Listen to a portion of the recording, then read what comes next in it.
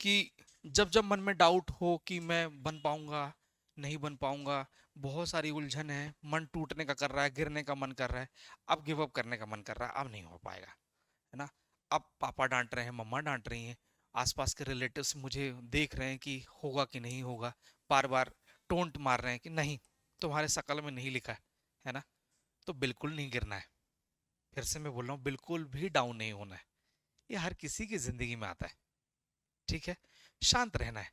और याद रखिएगा कि जो बड़े रेस के घोड़े होते हैं, ये अगर आपको जिंदगी में प्रधानमंत्री बनने का शौक है, ये भाई तो हमारे जाकिर खान भी बोलते हैं, तो फिर प्रधानमंत्री का बनने का टारगेट है, तो फिर पड़ोसी से मत लड़िए।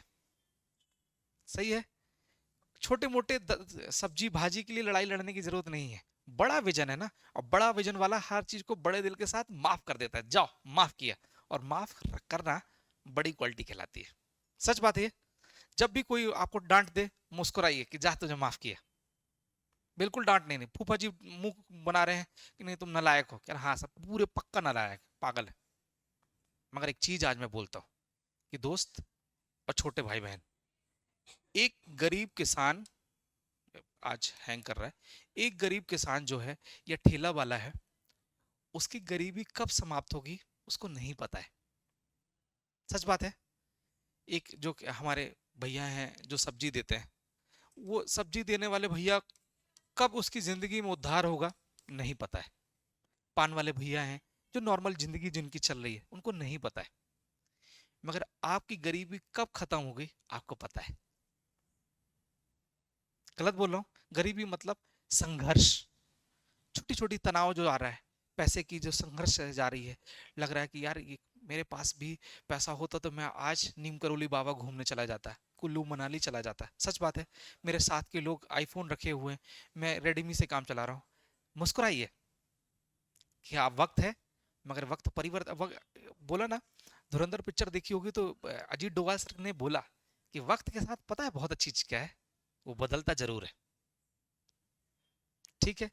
तो शांत रहना है, ईश्वर पर भरोसा रखना है।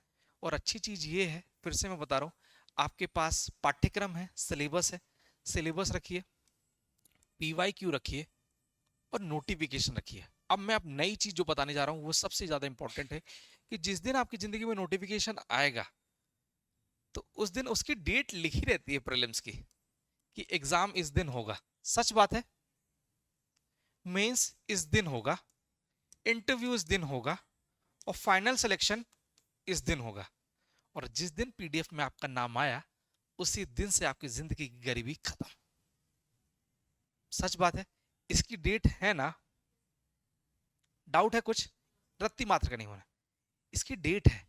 मगर वो बेचारा जो संघर्ष कर रहा है, वो मजदूर जो तसला उठाकर 10-10 माले जा रहा है, उसकी उसकी गरीबी का एंड नहीं। तो ये जब भी ये जिंदगी में तनाव आए, तो बिल्कुल नहीं लेना है। बिल्कुल ऐसा साइड मुस्कुराते हुए माफ कर दो, जाओ। थोड़ा बहुत टेंशन आए, पैसा नहीं है, मुस्कुराइए। ये भी दिन आपको सिखाएगा कि जो गुड़िया हमारी 50 रुपए पर डे के हिसाब से भी जी सकती है, इससे बदतर दिन नहीं आ सकते।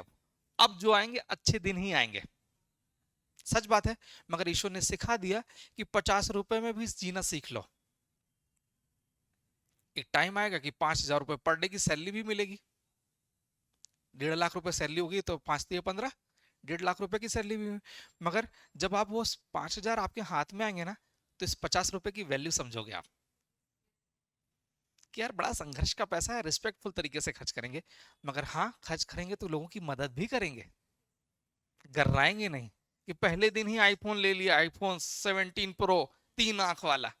नहीं, कभी कभी हमारे पैसे से किसी का कल्याण हो रहा है, तो हम वो भी करेंगे। ठीक है ना। बिल्कुल तनाव नहीं लेना। और आप, अच्छी, हर अच्छी चीज में विघ्न बाधा आती है, आती है, और आएगी। इसका मतलब लिटमस टेस्ट है कि विघ्न बाधा आ रहा है, इसका मतलब राइट ट्रैक पे चल रहे हैं। अभी शराब के ठेके में जा रहे होते तो आपको कोई नहीं टोकता।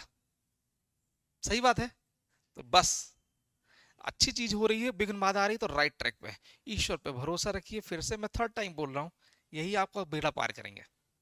अगाध भरोसा रखिए। 100% अच्छा होगा। इस उम्र में हो सकता है भजन नहीं सुन पा रहे हो, मैं हर बच्चे से बोलूं नहीं सुन रहे हो, मत कोई बात नहीं, अरिजीत सिंह सुनो, खुश रहो, मगर ओवर थिंकिंग नहीं करना है। ओवर थिंकिंग से ही हम परेशान है।